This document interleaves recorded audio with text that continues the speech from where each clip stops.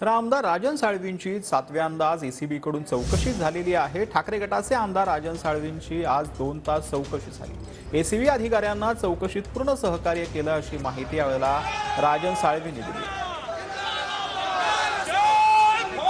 त्यांनी जी प्रश्न विचारले मालमत्तेसंबंधी, व्यवसायाबद्दल, माझे ज्येष्ठ बंधूंच्या व्यवसायाबद्दल जी माहिती विचारली ती माहिती त्यांना आम्ही सुपूर्द केलेली आहे।